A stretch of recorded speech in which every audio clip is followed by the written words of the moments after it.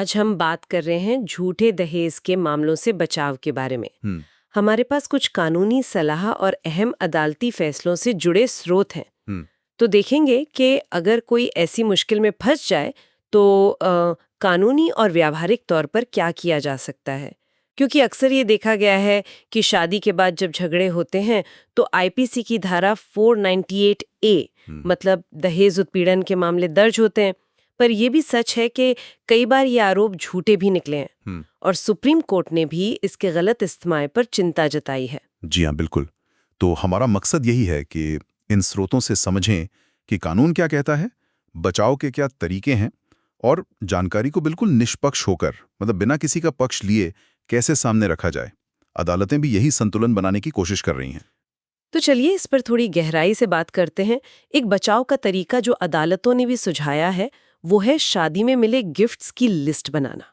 सुनने में थोड़ा अजीब सा लगता है शायद। हाँ, हो सकता है समाज में लोग कहें कि ये क्या हिसाब किताब है नई रिश्तेदारी में, मतलब छोटी सोच समझे इसे।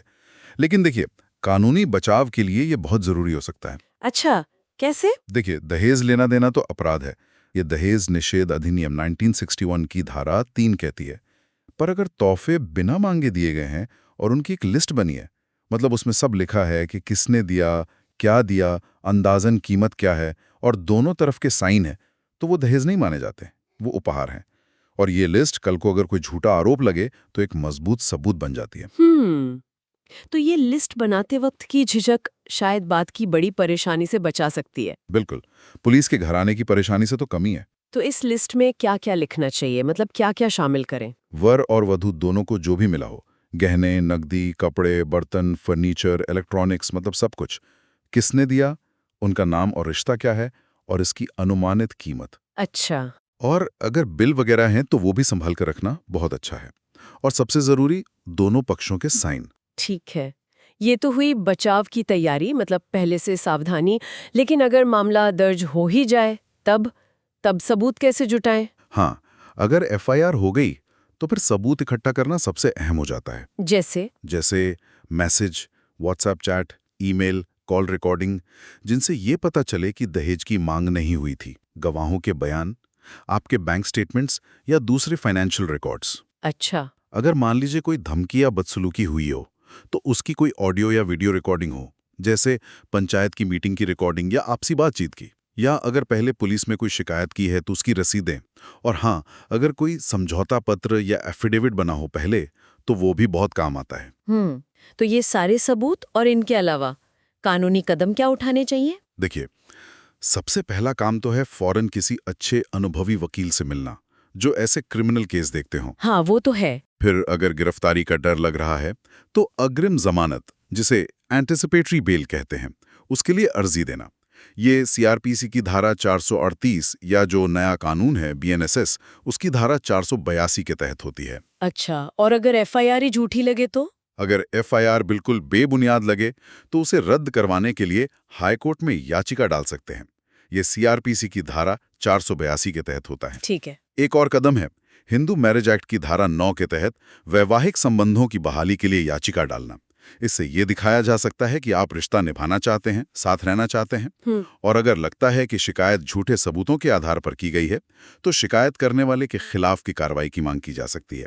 उसके लिए सीआरपीसी की धारा 340 या बीएनएसएस की धारा 379 है। और हाँ, सीनियर पुलिस अफसरों या महिला आयोग को भी शिकायत भेज सकते हैं।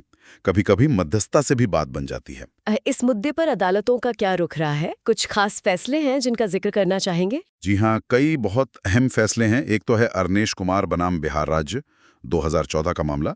इसमें सुप्रीम कोर्ट ने साफ किया कि 498A के मामलों में पुलिस एकदम से गिरफ्तार न करे। कुछ गाइडलाइंस दी जिनका पालन करना जरूरी है। हाँ, ये तो काफी चर्चित रहा है। बिल्कुल। इससे पहले 2005 में सुशील कुमार शर्मा बनाम भारत संघ मामले में कोर्ट ने 498A के दुरुपयोग को कानूनी आतंकवाद तक कह दिया था। ओहो, कानूनी आतंकवाद। हाँ, मतलब जब कानून का इस्तेमाल निर्दोष लोगों को परेशान करने के लिए हथियार की तरह हो।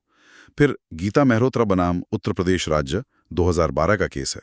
उसमें कहा गया कि बस गोलमोल अस्पष्ट आरोपों पर पति के सारे रिश्तेदारों को न घसीटा जाए।